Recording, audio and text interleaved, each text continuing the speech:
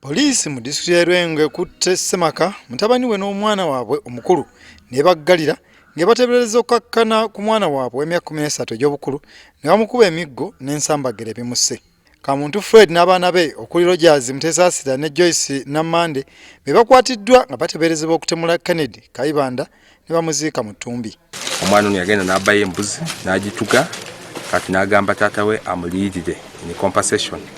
Kati mutata obusungu ne bumukwata obwaviddeko okuba omwana ono okutuusa okufa. Bwetyo poliisi efunye olukusa okuva mu kkooti enkulu e Masaka n'eyolekera ekyalo ky'Emayira mu ggombolola y'e Lwengo yogayoga mu lusuku ewabadde wateeberezebwa okuziikibwa Kayibanda era ng'eyambibwako abatuuze etandise okusima.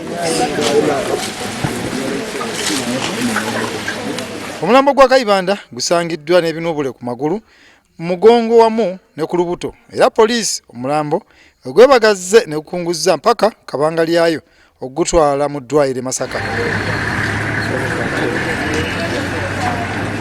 Taata w'omwana tebeeza okubeera nti yattiddwa buttibwa yeeganye byemugeddwako n'agamba nti mutabani we yalwadde bulwazi n'afa ng'abantu abalala bwe bafa. Kati weegambye nti olubuto lumuluma n'engulu y'amakerenda era nabano nakapalazi ti tubirikaawo era embeera teyabe bulungi ngaddukana nga bamuwa ku cyayi ng'ataano okukola ki okumuwa kati gwasinga awo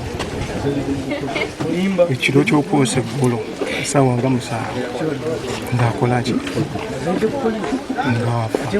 Abatuuze bavumiridde ekikolwa kya Kamuntu okubonereza omwana mu ngeri etasaanidde ne bategeeza naye asaana kangavula afuke ekyokulabirako eri abazadde abamufaanana. Omuvubuka waffe omutwe emyaka 13 oba oliawo nga kiteeberezebwa nti yakiddwa buttibwa kitabanyu.